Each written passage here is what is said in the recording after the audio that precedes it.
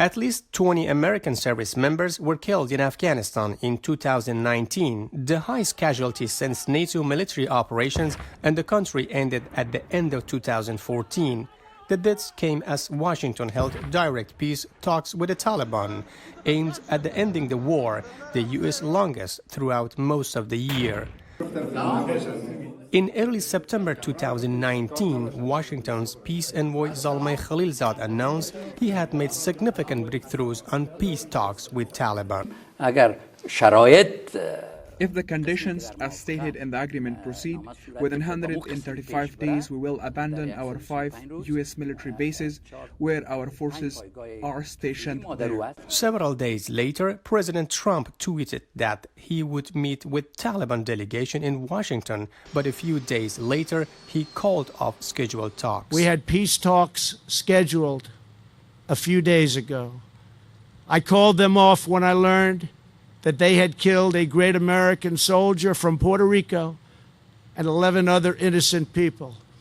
They thought they would use this attack to show strength, but actually what they showed is unrelenting weakness.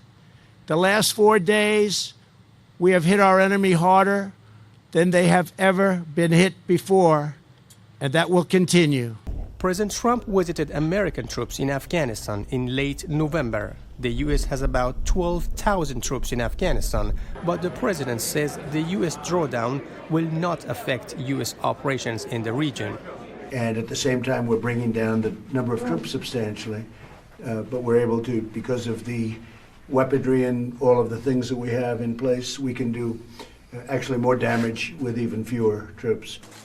U.S. Secretary of Defense Mark Esper a few days later said political settlement is only way to end war in Afghanistan. Doesn't mean we'll take any deal, but we want to make sure we have a good deal, a good enough deal that guarantees at least the security of our countries going forward and a brighter path ahead for the Afghan people than the trajectory we're currently on. Amid news of possible drawdown, U.S. Senator Lindsey Graham met Afghan President Ghani and political leaders in Kabul and said that the Taliban cannot be trusted to be a reliable counter-terrorism force. It needs to be clear that our presence in Afghanistan will continue, and our goal is to withdraw our forces based on conditions that would warrant withdrawal.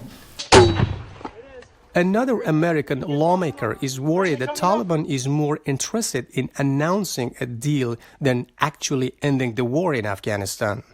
One of my bigger concerns is that the Taliban right now is using this peace deal as a propaganda victory. They are saying we've won.